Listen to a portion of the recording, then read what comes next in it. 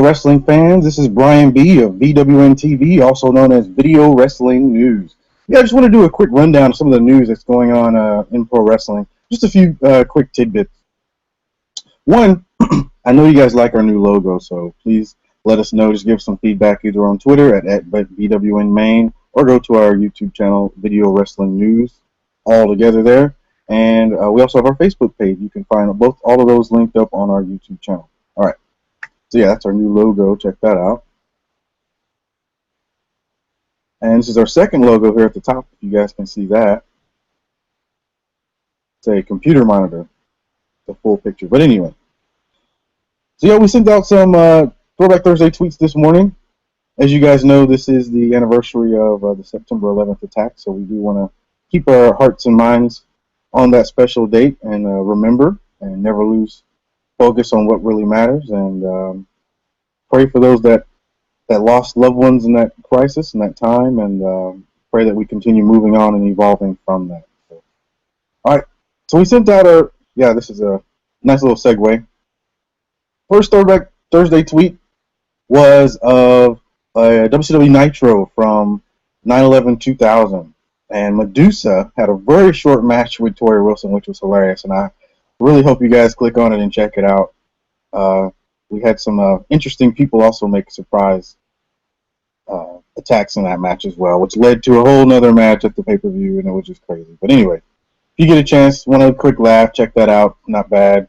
If you want to see an awesome match and you got about 30 minutes of your time, check this Throwback Thursday tweet out. Check out this video that we sent out. It was from TNA Unbreakable from September 11, 2005. It was AJ Styles taking on Samoa Joe and Christopher Daniels for the TNA World Championship. That was back when TNA was doing big things, and the X Division wrestlers were in the main event, which was what got them ratings. But what do I know? Just a wrestling fan. And our third Throwback Thursday tweet for this week was September 11, 2006. It was WWE Raw. It was an interesting match between Vince McMahon and Triple H. Of course, this was back in the days when DX was revamped and brought back in 2006 with just Triple H and Shawn Michaels. And so Triple H, of course, got beat up prior to the match, like horribly, and ended up losing. But it was a pretty interesting match. It was one of those rare times of 60 that we actually get to see Vince McMahon in the ring. He's been in the ring over 60 times. A lot of people don't really realize that, but that's a lot for an amateur, for someone with low level of pro wrestling skills. He's been in over 60 matches, and this is one of them. It was all about the brutality, and I'll tell you, this guy looked great, even at his age at that time, 2006. So. All right, so I'm going to have the links in the description of some of the news tidbits that I'm going over. So the first one is a story out of Kentucky. So the BG Daily News is reporting that Western Kentucky University is now creating a course that is all about pro wrestling culture, and it's interesting.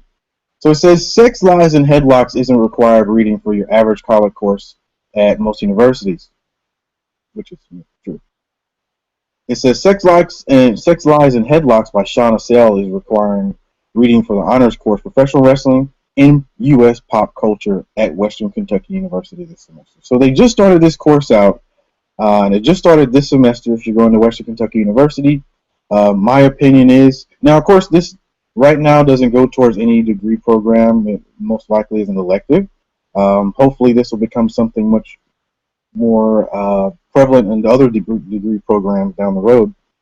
But me personally, I think this is big news only for the simple fact that we really don't get a chance to see this much in pro wrestling, right? Okay, there's me. So we really don't get to see this much out of pro wrestling as far as an acknowledgement from a historical standpoint and from a pop culture standpoint as far as the impact that it plays on pop culture. So I think this is big for pro wrestling and big for students, because now we have another genre to kind of jump into from possibly a non-wrestling standpoint, which is unheard of.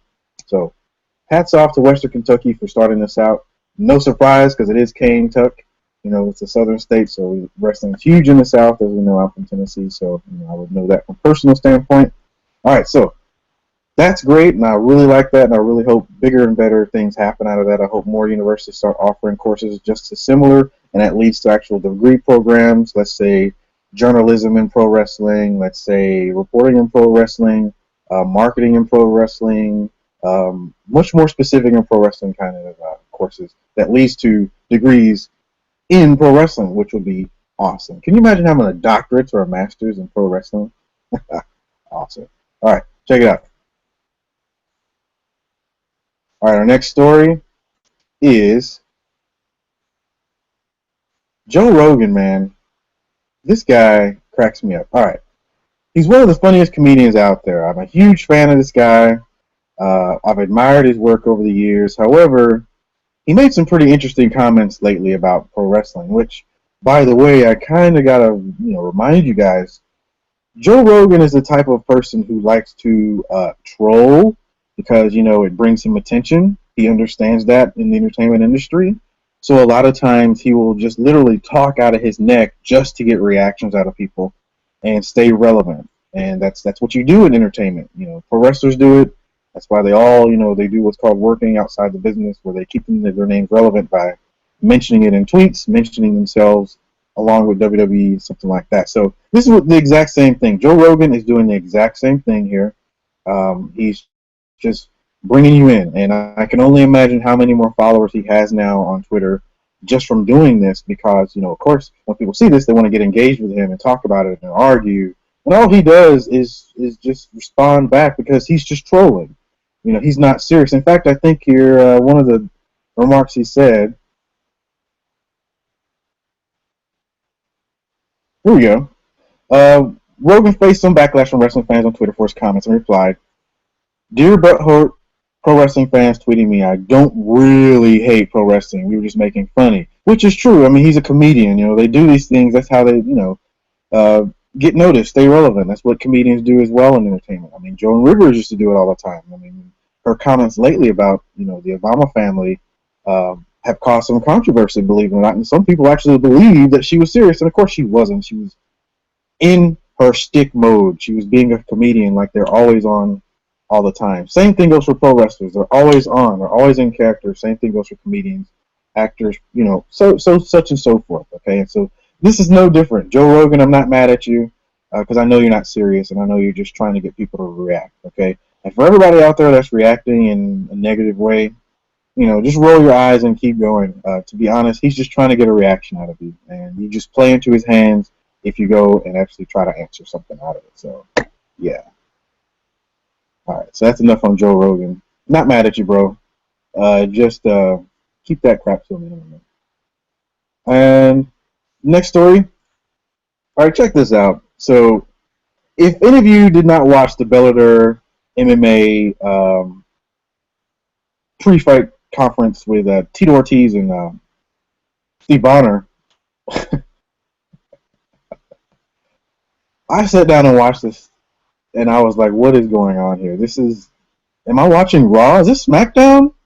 I was like, wait a minute. This is like Thunder from 1999. Okay, so if this is not a sign of things to come for TNA, yeah.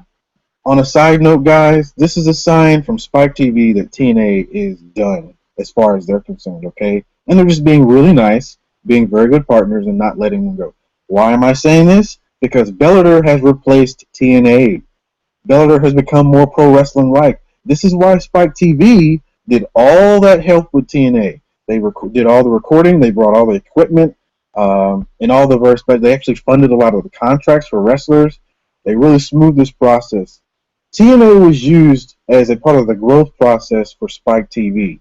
That included adding Bellator. They actually bought Bellator, right? So keep that in mind. Spike TV owns Bellator, okay? So how do we monetize Bellator? Oh, we make it more controversial. Hey, we got this pro wrestling thing over here on the side that's not, necessarily doing that great, doing great for itself, but not doing great for us. So let's get rid of it. And that's exactly what's happening here. So Bellator is very much more now as you're going to see, more pro wrestling like. Okay, they've pretty much taken TNA and squeezed every bit of information and data that they can out of it over the years of using it, and being a partner with TNA and offering time slots for its programming. In the end, this was all Spike TV just using TNA to really monetize Bellator. So this is going to be a focus now for Spike because they have to actually profit off of this purchase of Bellator. And the only way to do so is to basically change it and make it much more different from other MMA organizations, like UFC, for instance, and many others that are sprouting up. So this is Bellator's way of being different, and maybe for them it's going to work. Maybe it's going to bring in ratings, but this is a sign of things to come for TNA. So sorry for you TNA fans. I am one as well, but yeah. So hopefully they'll find a new network. Now, digging into this, just got to let you know how ironic this is that I was just talking about Joe Rogan and how he was talking about how MMA was better than pro wrestling and blah, blah, blah. And, of course, how he wasn't serious. And here's another indication of why he's not serious, because MMA is now copying pro wrestling. So you guys don't know, I don't know if you do, but MMA has copied pro wrestling ever since Dana White took over, because he learned how to monetize UFC just like Vince McMahon, because he actually trained under Vince McMahon. Not in a very hands-on approach, but in a mentor style. He would actually have multiple meetings and lunches with him, talk on the phone, and have multiple personal communications with Vince regularly, getting insight on how to take MMA to the next level. And that's exactly what he did.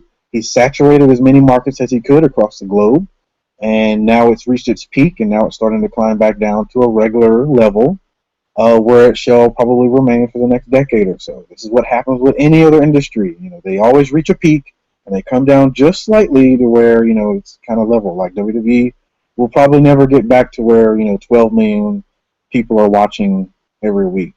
That's just not, that's old. That's done for. Now they're averaging 5 to 6 million if they're lucky, 4 million on average.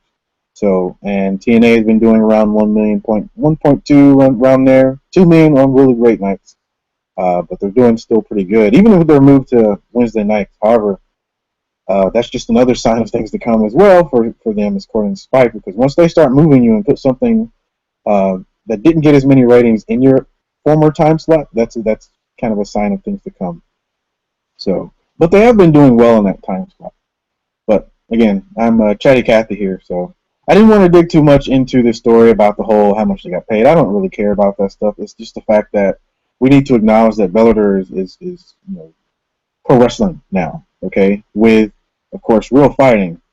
Now, well, I'll not get into anything else. I won't say anything else. But, so, yeah. So if you want, I'll have all these links in the description. This is one of the other stories. And then the last story, of course, perhaps in my opinion, was one of the saddest ones coming out of the last few weeks.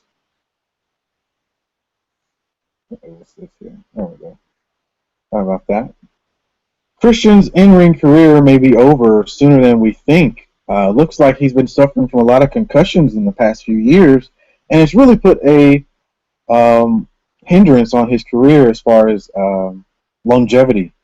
My opinion, he looks like a guy who definitely has another perhaps 5 to 10 years left in the tank, but as far as we're seeing here, it looks like his concussions are actually putting a hold on that. So he may end up going the route of Edge and end up having to bow out with dignity due to injury and, end his in-ring career.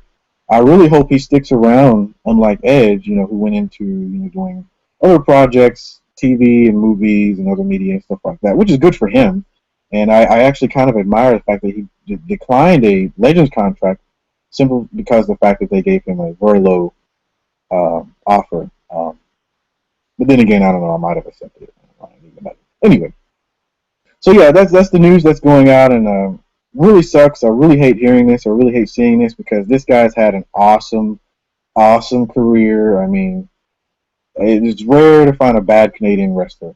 Now, I know some of you guys are going to start telling me and showing me evidence to the contrary, but, just a general statement out there. He's one of the really good Canadian wrestlers that have come out of Canada and made it to the big time and actually stayed in the big time for a long time, whether it was through TNA or WWE. He's been around and relevant.